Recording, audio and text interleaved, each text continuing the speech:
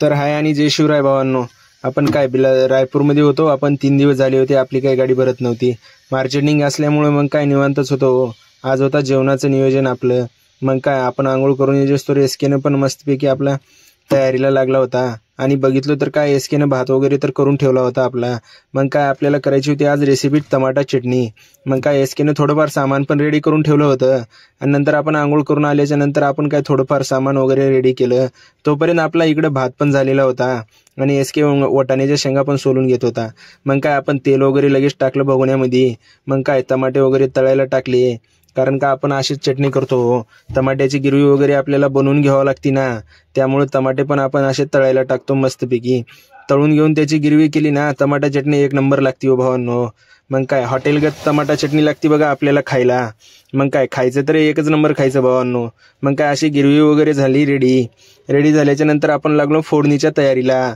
आणि एसके पण चेक करत होता गिरवी नंबर 1 झाली का नाही झाली.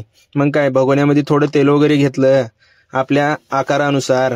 मग काय लसूण वगैरे घेतला. एसकेनं लसूण पण वाटून ठेवलेला होता.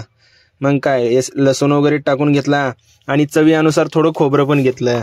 मग काय आपले थोडे समजेच मसाले टाकून घेतले. चटणी पण टाकायची होती ना आपल्याला. मसाले वगैरे शेंगदाणे खोबरे आणि कांदा पण टाकून घेतला. बरं, टमाटा चटणीला कांदा टाकणं हा अवश्य असतो. मग काय कांदा पण टाकून घेतला आपण आणि कांदा पण असा लाल होजेस्तोवर आपण तळून घेतला ना भावांनो. मग काय खायचं ना तर टमाटा चटणी एकच नंबर बनवायची गाडीमध्ये आपण.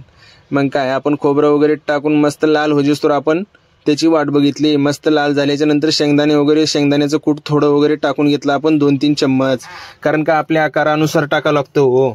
मग काय चटणी पण आपण घेतली आणि गरम मसाला पण घेतला चवीनुसार.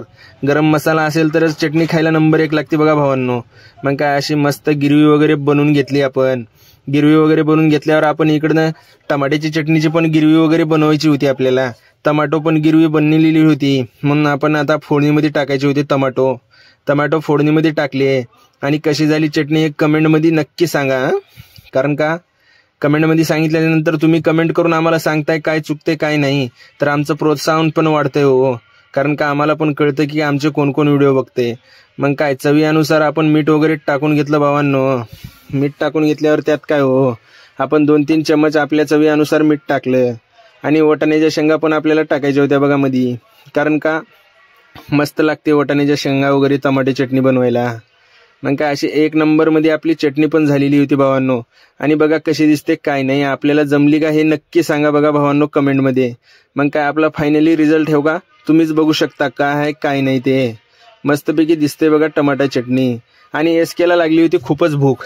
मग काय एसकेने लगेच घेतला ना फटाफट भात परातीत पण आणि लगेच खाऊन घेऊ म्हटला. एसकेने चालू पण केला आणि कशी लागते विचारली तर असा नंबर 1 चटणी झाली अशी सांगत होता. तर भेटू आपण भावांनो नेक्स्ट ब्लॉग मध्ये दुसऱ्या.